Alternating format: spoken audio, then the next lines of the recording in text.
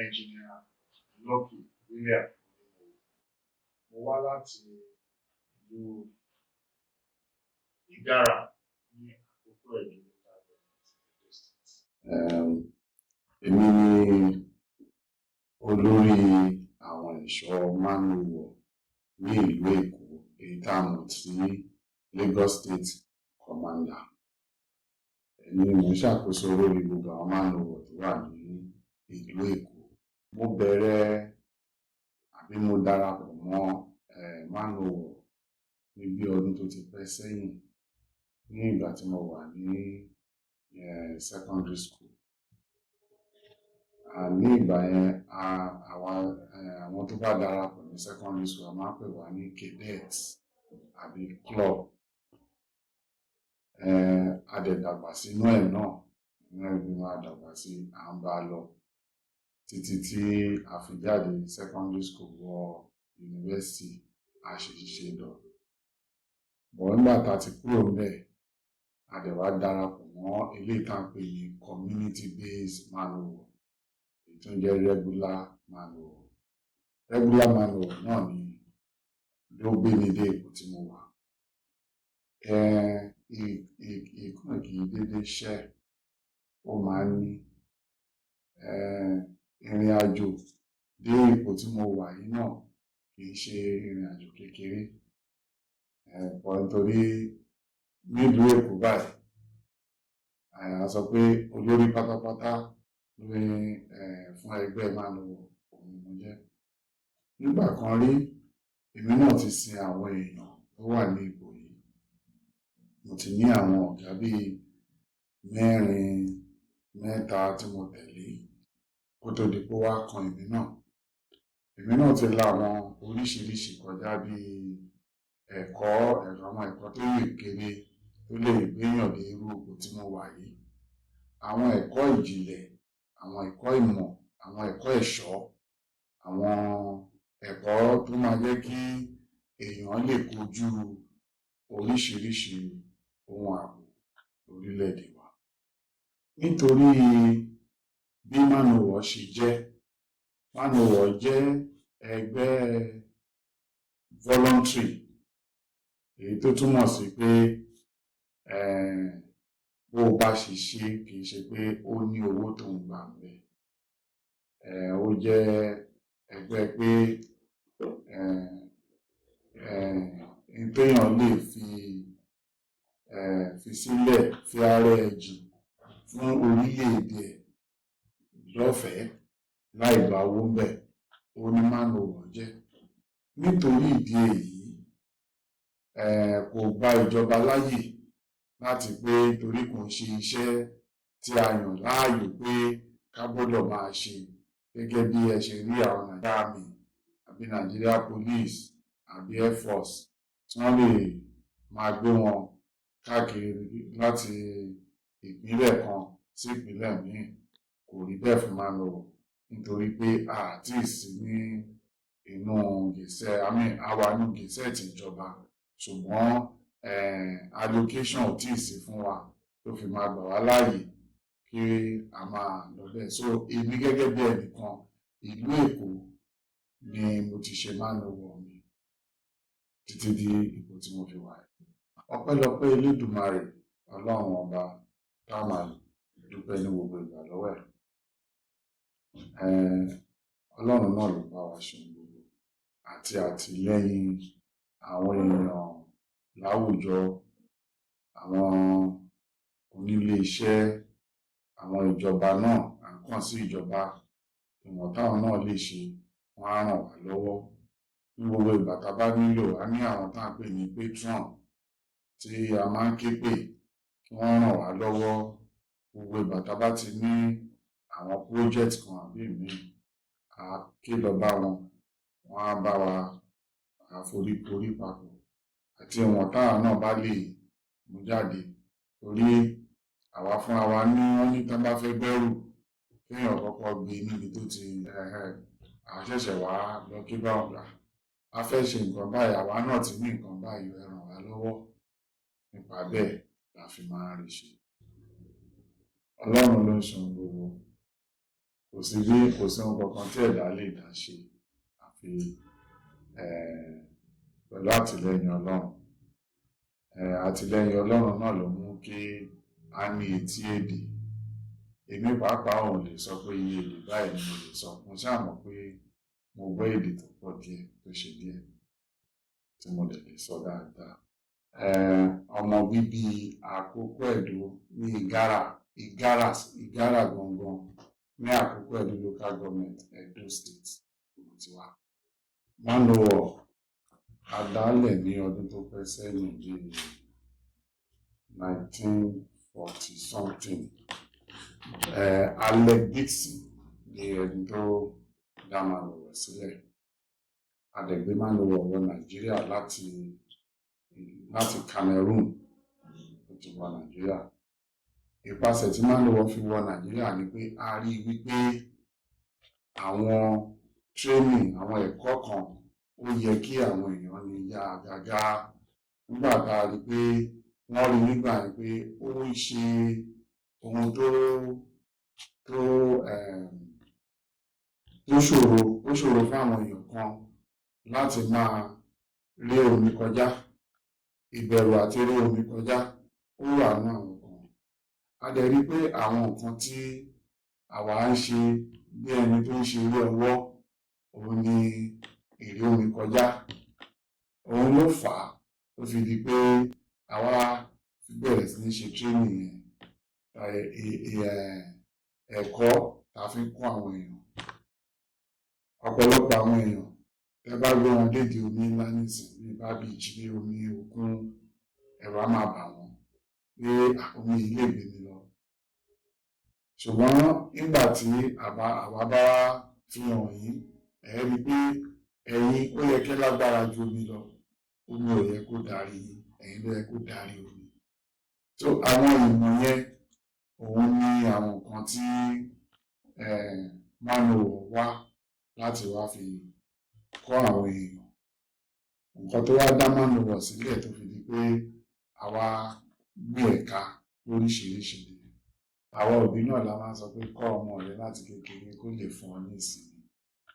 Àwa gbàgbọ́ wípé nígbà tá a bá mú ọmọ láti kékeré, kò níye ọjọ́ tá a bá ti mú ọmọ láti kékeré tá a ti ń fún lẹ́kọ̀ọ́, ẹni tá a bá fi ń kọ́ òun ló máa tẹ̀lé. Ìdí ẹ̀ ni a fi gbé Manowar lọ ilé ẹ̀kọ́ àkọ́bẹ̀rẹ̀ gan-an. A fẹ́ kí Manowar wà ńbẹ̀. Nítorí kí ni? Torí a gbàgbọ́ wípé tí a bá bẹ̀rẹ̀ sí ní kọ́ àwọn ọmọ, èyí á mú kán yapa kúrò nínú ẹgbẹ́ òkùnkùn àbí ẹgbẹ́kẹ́gbẹ́, àbí kán máa ṣèṣekúṣe láwùjọ. Wọ́n jẹ́ ọmọ tó rìn kiri, wọ́n jẹ́ ọmọ tó kàwé wọn, wọ́n jẹ́ ọmọ tó mú ju ẹmu tó a lè mú yangàn láwùjọ. Nítorí ẹ̀ a kì í fi age limit sí, but ní community base a ní age limit pé ọdún báyìí o lèèyàn gbọ́dọ̀ join community base. Ó gbọ́dọ̀ pé ọmọ ọdún 18, ìyẹn tá a gbé sí 18 years. Láti 18 years èèyàn lè join community base. Community base ìṣe wa yàtọ̀ sí àwọn cadets àbí àwọn tó wà ní club, tó wà ní school. Ìṣe wa yàtọ̀. Àwa la máa ń ṣe training tàwa tún le ju ti tàwọn tó wà ní club àbí cadet lọ. Àwọn training tiwa tún le jù báyẹn lọ. Kí nìdí tí a lè ṣe fi ń ṣe àwọn training yìí? A rí wípé ọ̀dọ́ òní òun ni orílẹ̀-èdè Nàìjíríà. Tẹ́ bá lọ sí orílẹ̀-èdè Israel, ẹnikẹ́ni tó bá ti la iléèwé kọjá, ó gbọ́dọ̀ lọ sáàbù ìlú Israel fún ọdún 2 nínú àmì wọn lọ́hùn. Èyí tí àwa ń pè ní àgùnbánirọ̀ níbí, àgùnbánirọ̀ tí wọ́n ọdún 2 lọ́la fi ṣe inú àmì dẹ̀ni. Kódà tí ogun bá wà, wọ́n á jẹ́ kẹ́ lọ jagun. Èyí ni pé ẹ ti fi ara yín, ẹ ti fi jin orílẹ̀-èdè yín. Wọ́n ń kọ́ wọn sílẹ̀ nítorí ọjọ́ tí ogun bá dé kó má bá wọn lójijì. Bí mo ṣe ń bá yín sọ̀rọ̀ yìí, any average any average Israeli is a soldier tí wọ́n ti pèsè sílẹ̀ pé tí ogun bá dé wọ́n á kàn ṣẹ́wọ́ pé ní ọ̀yá Báṣọ̀run gbébọn ogun yá. Irú ẹ̀ náà ni àwa náà táwọn múra lẹ̀ torí Yorùbá bọ̀ wọ́n ní àìsàn ọ̀dọ́jọ́ òdòṣù tó bẹ́ẹ̀ náà ni a ṣe ń múra sílẹ̀ pé ohun kí nǹkan tó bá máa ṣẹlẹ̀ káwa náà ká lè ní ipa tiwa láti dáàbò bo orílẹ̀-èdè wa, láti dáàbò bo àwọn èèyàn wa, pàápàá láti dáàbò bo àwọn ẹbí wa. Oríṣiríṣi ẹ̀kọ́ ní training là ń ṣe, ẹ̀kọ́ bí a ṣe ń fi ìjà ọlọ́wọ́ tí a fi ń gbara wa sílẹ̀ lọ́wọ́ àwọn ẹni ibi, àbí bá a ṣe lè ẹ̀kọ́ bí a ṣe lè gba ohun olóró ohun ìjà tí ẹnikẹ́ni bá fi kọjú sí wa, èyí tá à ń pè ní karate àbí judo àbí taekwondo, oríṣiríṣi bẹ́ẹ̀ là ń kọ́. Tòótọ́ kò hàn sí ọ̀pọ̀lọpọ̀, ṣùgbọ́n ipa tí à ń kó ó pọ̀ gan-an nípa ẹ̀kọ́ tó yèkèrè àti àwọn ìmọ̀ ìjìnlẹ̀. Lónìí, mo fẹ́ lè sọ pé ọ̀gá ọlọ́pàá tẹ́ ẹ bá ti rí tó wọ òdòdó èyí tá a mọ̀ sí star tó wọ̀ séjìká ẹ̀, ó gbọ́dọ̀ la training wa kọjá. Lẹ́yìn tó bá la training wa kọjá, a máa fún wọn ní badge tá à ń pè ní metal badge, èyí tí kò sí láyà nígbà tí mo ti fi ta ẹnìkan lọ́rẹ. Ó máa ní àtàwọn ọ̀gá nínú sójà, nínú navy tẹ́ dárúkọ ọ̀pọ̀lọpọ̀ wọn. A ní iléèwé ní Nàìjíríà, iléèwé wa tó bí 12 ní àwọn ìpínlẹ̀ náà wà. Ní oríṣiríṣi iléèwé yìí, a fi bí wọ́n ṣe jẹ́ fi dá wọn lórúkọ. Àkọ́kọ́, ilé tó wà lÉkòó yà ń pè ní C school nítorí pé ó wà ní ibi etí odò, inú odò ńlá Atlantic ibẹ̀ ló wà. A ní kan tá ń pè ní Sherry Hills ní Jos nítorí pé orí afárá ló wà. A ní eléyìí tí ó jẹ́ pé ó wà nínú igbó, Desert School bó ṣe jẹ́ ibi tó wà orúkọ ẹ̀. A dẹ̀ ní ilé tá ń pè ní Valley School nítorí inú valley ló wà. Kí ni ìdí? Gbogbo ibi tá a sọ yìí bí wọ́n ṣe jẹ́ training ibẹ̀ la máa ń ṣe. Ẹni tó bá yẹ kó lọ fún C school láti lọ ṣe training tó bá lọ sí Valley School, ẹ̀kọ́ tó yẹ kó kọ́ ní C school kò ní kọ́. So a máa ń recommend training fún gbogbo àwọn ibẹ̀ yẹn. Pàápàá àwọn government parastatal gan wọ́n máa ń wá fún leadership course tí Manuwọ̀ máa ń train wọn fún. Àwa dẹ̀ ni àmójútó àwọn àgùnbánirọ̀ ní gbogbo ìgbà tí wọ́n bá ṣe orientation camp. Ìwúlò Manuwọ̀ pọ̀ gan nítorí pé a máa ń kọ́ àwọn ẹ̀kọ́ tó yèkèrè pàápàá fún àwọn àgùnbánirọ̀ nígbà tí wọ́n bá wà ní orientation camp. Ọ̀pọ̀lọpọ̀ wọn fi ọdún 4 kàwé ní iléèwé gíga wọn, ọdún 5, ọdún 7, ṣùgbọ́n àwọn ẹ̀kọ́ kéékèèké wọ́n á fò já, wọn ò ní rántí, wọn ò tiẹ̀ ní kọ́ wọn nítorí pé wọn ò rí pé àwọn nǹkan yẹn ó jẹ́ ohun tó nípọn tó yẹ kí wọ́n mọ̀. Ṣùgbọ́n lẹ́yìn tán bá wá fún orientation camp yìí, ibẹ̀ láti rí àwọn lóye sí ní pé nǹkan yìí ó yẹ kẹ́ mọ̀, àwọn nǹkan báyìí á fi hàn wọ́n. Nígbà lẹ́yìn yẹn, a wá yé wọn pé nǹkan tún kù lẹ́yìn ẹ̀kọ́ tí wọ́n ti kọ́ nínú classroom. Báwọn náà ló ń ṣe gbogbo. Níbẹ̀rẹ̀ ayé mi, ìgbà tí mo rí pé mò ń gbọ́njú díẹ̀, mo sọ fún àwọn òbí mi, mo ní awakọ̀ òfurufú ló wù mí kí n ṣe láyé mi, ìyẹn tá ń pè ní pilot. Ṣùgbọ́n nígbà yẹn mo yọ lódò díẹ̀ torí àìdẹ̀ lè mọ̀wé mi dáadáa. Wọ́n wá ní òkè o pé kí n lọ máa kọ́ mẹkáníìkì. so èyí bí mi nínú gan-an yá wọ́n ní mo ṣe máa sọ ní tí mo fẹ́ tán wá ní kí n lọ máa kọ́ àtọkọ̀ṣe kí n lọ máa fẹ̀yìn gbolẹ̀ ní irọ́ mo wá lọ mú ìwé yẹn tán ní mi ò mọ̀ yẹn mo wá lọ tún lọ́mà tí ènìyàn bá fẹ́ lọ kọ́ aeronautic or piloting kò nídìí kó ṣe sáyẹ́ǹsì kó kàn tó bá mọ history tó mọ geography tó mọ arts á lè lọ wọ́n á dẹ̀ train ẹ̀ but mo wá kọjá mo kúkú lọ ṣe science subject so lẹ́yìn tí mo ṣe science mo rí pé nínú àwọn ẹ̀kọ́ tí mo ń ṣe torí láti ilẹ̀ náà iṣẹ́ ọwọ́ bá mi lọ́wọ́ ẹ jẹ́ kí n là ń lóye níwọ̀n ìgbà tí mo wà bí ọmọ ọdún mẹ́ta mẹ́rin mo rí pé nígbà yẹn ìyá mi a máa gba umbrella tó bá bàjẹ́ lọ́wọ́ àwọn ọ̀rẹ́ ẹ̀ wá kí n bá wọn tún ṣe màá tún ṣe umbrella di tuntun wọn lè ìyá mi á dẹ̀ gbowó ẹ̀ ìyá mi ni máníjà mi á gbowó àwọn owó yẹn lèmi náà fi ń ra àkàrà fẹ́mi tí bá lọ iléèwé báyìí mo kàn ní digress so nípasẹ̀ ìwé kíkọ́ Ọlọ́run fún mi ní oore ọ̀fẹ́ láti kàwé sí débi tí mo fi lọ sí iléèwé gíga tó fi wá di pé mo ka science mo fi di electrical engineer èyí tí ó fi jẹ́ kí n di registered engineer ní orílẹ̀-èdè Nàìjíríà lónìí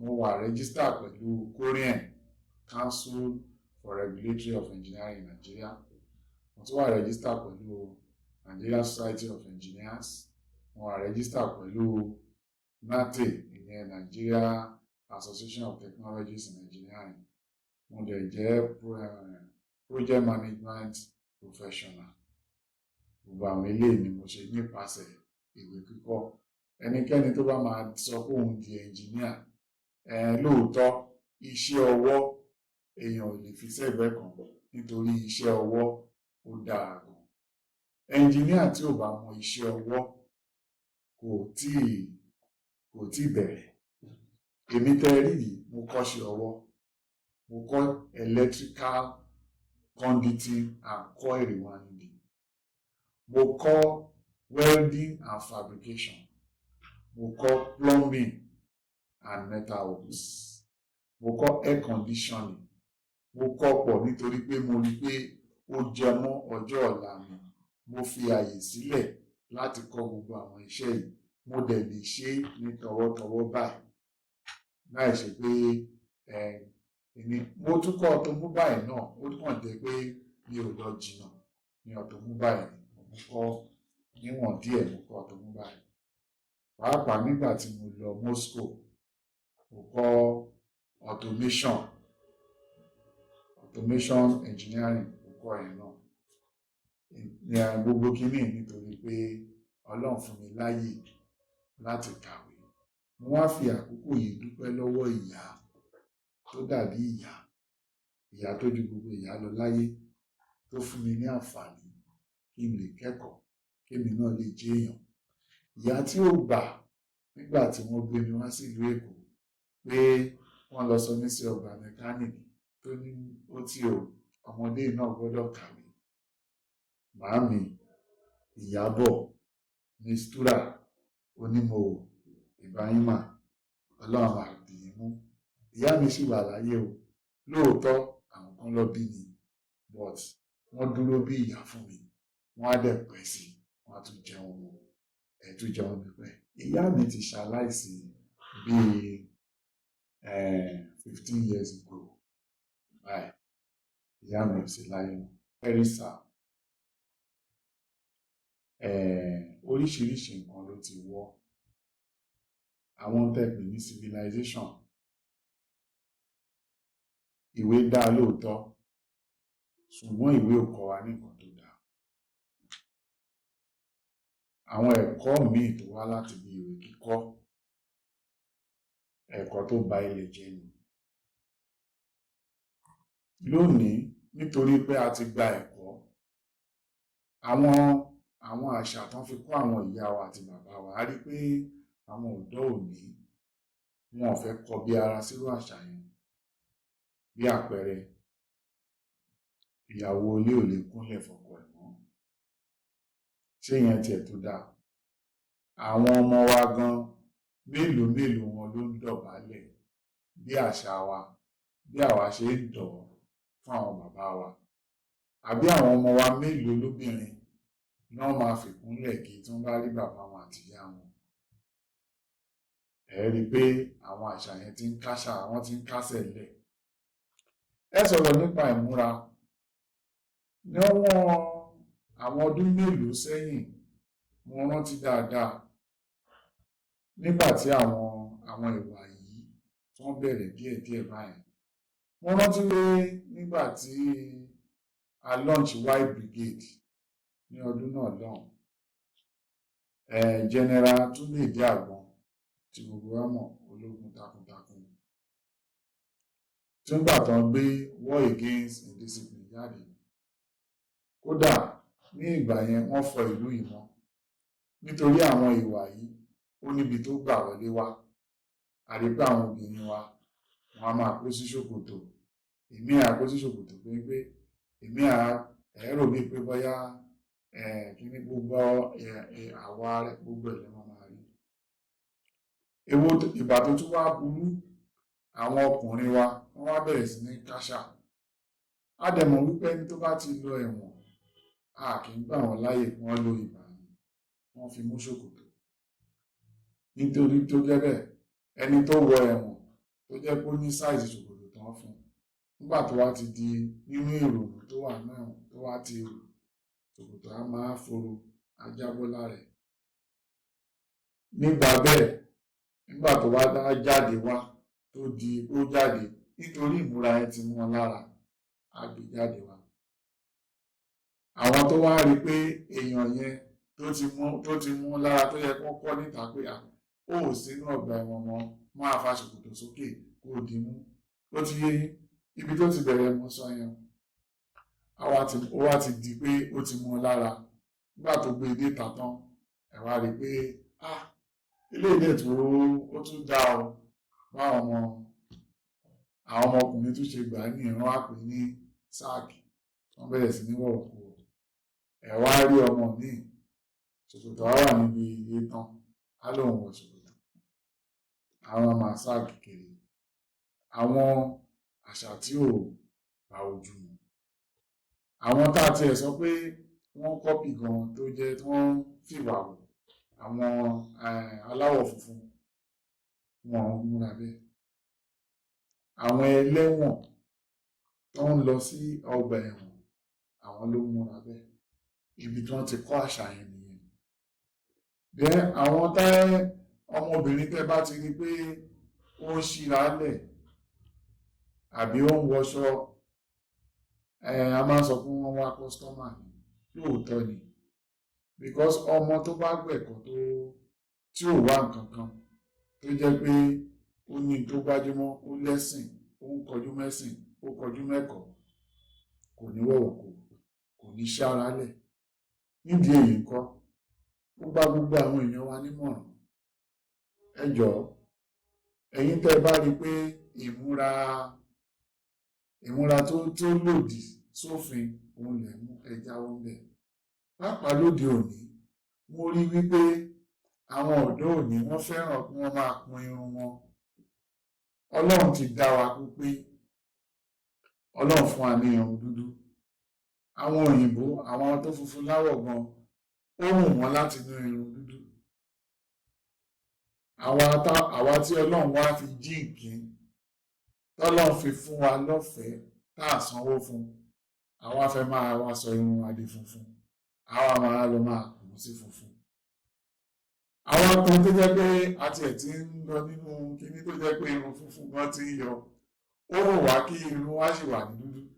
Ṣùgbọ́n mo wá rí àwọn ọ̀dọ́ kan tó jẹ́ pé wọ́n wá sọ èmi àti ẹ̀ sọ di yẹ́lò, èmi à sọ di red, èmi à oríṣiríṣi kọ́lọ̀ bẹ́ẹ̀. Ẹ̀yin ọ̀dọ́, ẹ jẹ́ ká wà bí Ọlọ́run ṣe dá wa. We are wonderfully and beautifully made. Mi ìmọ̀ bọ́ ṣe máa sọ ilé ní Yorùbá. Inferiority complex. Òun ló ń dààmú wa. La ṣe ń sọ pé èdè wa kò jẹ́ nǹkan kan. Ọ̀rọ̀ yìí dàbí ọmọ tí bàbá àti ìyá ẹ̀ tí wọ́n ṣe àdàlú ẹ̀wà lé tí wọ́n fún jẹ ohun tí wọ́n ní nìyẹn. Tó wá rí ọmọ míì níta torí pé òbí ẹ̀ gbé sándwich lé lọ́wọ́. Ṣé kò mọ̀ pé àdàlú ẹ̀wà yẹn ó ní kìmí ju sándwich lọ?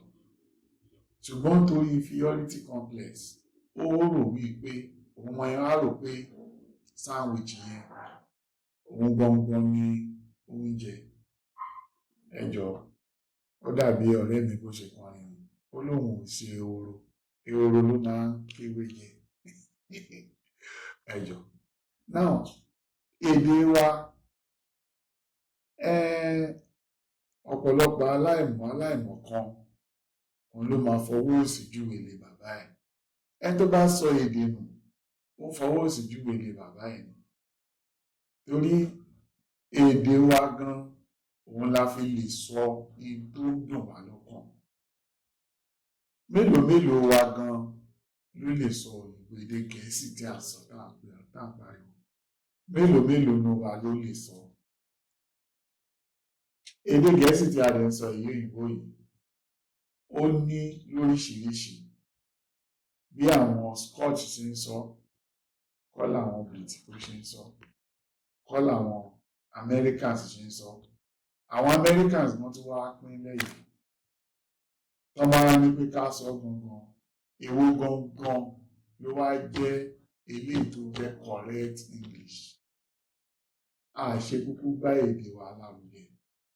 Nígbà kan gbà tèmi náà wà ní iléèwé alákọ̀ọ́bẹ̀rẹ̀ àti ní secondary school, wọ́n mú kólekóle wọ́n ní a gbọ́dọ̀ gbọ́ French. Àwa bẹ̀rẹ̀ akọ́ French. À ń sọ oríṣiríṣi Faransé nígbà yẹn là ń kọ́. Nígbà tó tún yá, a tún wá gbọ́ wípé wọ́n ní dandan wọ́n gbọ́dọ̀ máa kọ́ Chinese. A kọ́ Yorùbá ní school.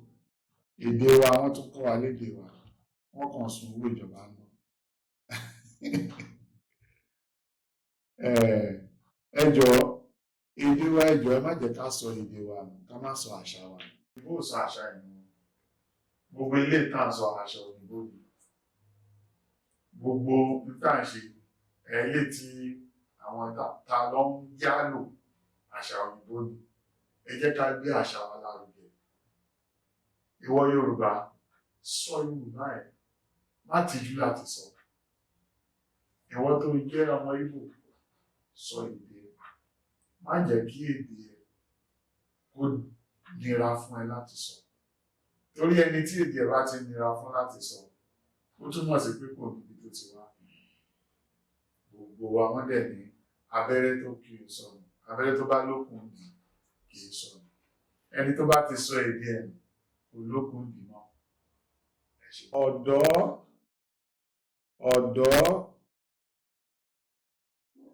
tí òní ọ̀dọ́ bá bàjẹ́, ọ̀la orílẹ̀-èdè ti bàjẹ́.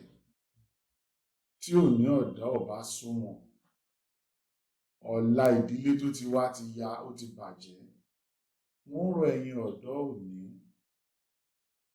ẹ jáwọ́ nínú ọ̀lẹ, torí ìwà ọ̀lẹ ni kí ọ̀dọ́ má lè kàwé tàbí kí ọ̀dọ́ má lè kọ́ṣẹ́ ọwọ́. Ìwà ọ̀lẹ ni. À ń sáré níta oṣù máa ní àníṣẹ́kù. À ń sáré ẹ̀ nígbà tó ti yẹ ká sá. Mo gbà yín nímọ̀ràn gbogbo ọ̀dọ́ òní.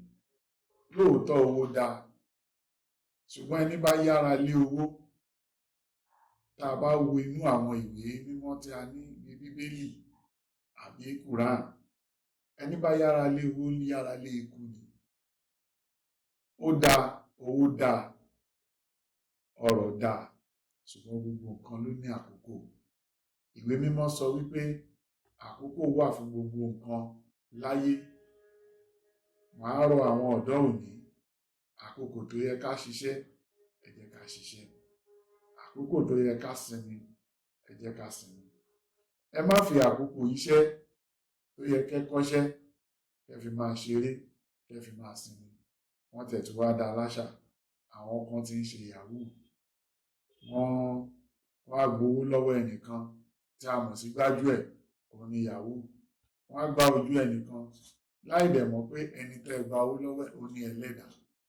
Oríṣiríṣi ẹlẹ́dàá ló ń tẹ̀lé olúkálukú o. Ẹlẹ́dàá ẹlòmíì ó burú burúkú, ó burú tó jẹ́ pé tẹ́ bá gbowó, ẹlẹ́dàá pa yín dànù.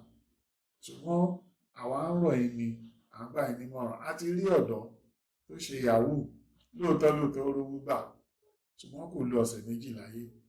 Àkọ́kọ́, ó bẹ̀rẹ̀ pẹ̀lú wèrè. Lẹ́ẹ̀kejì, fún láti wèrè yẹn, ó wọnú adágún omi, ó fúnra rẹ̀, ó para ẹ̀ dànù. A ti rí oríṣiríṣi eléyìí tó fi owó ra ọkọ̀ tó gbà lọ́wọ́ ẹlòmíì. Inú ọkọ̀ yẹn náà ni wọ́n ti gbé jáde pẹ̀lú inú igbó ẹ̀jẹ̀ tó kú sí. Mo rọ̀ ẹ̀yin ọ̀dọ́ òní, ẹ jẹ́ ká tẹra mọ́ṣẹ́. Iṣẹ́ ni oògùn ìṣẹ́. Àtẹ́ lọ́wọ́ ẹni kì í tán ní jẹ. Ohun tí a bá fi ojú àárọ̀ wa ṣiṣẹ́ fún, ó máa fi gbá orí nígbà tó bá dọjọ́ alẹ́. Ẹ̀yin ọ̀dọ́ òní, ẹ jọ̀ọ́, mo rọ̀ yín, ẹ má ṣe ìyà ọ̀lẹ. Ọlọ́run á wà pẹ̀lú gbogbo wa. Ekele na ụmụ onye Igbo. I'm na nwoke a Lucky Onimo, Commander Manual Lagos State Command. Chukwu gezie unu. Jamaa, salamu alaikum. Anyị suna ne Lucky Onimo, Commander Manual Lagos State Command. A cikin meeting na office sun yóò ní. Ẹ̀yin ará ilé lẹ́ẹ̀kan sí a kí yín o. Ọlọ́run kó wà pẹ̀lú gbogbo wa. Lẹ́ẹ̀kan sí mo tún dárúkọ mi, èmi ni Lucky Onimo.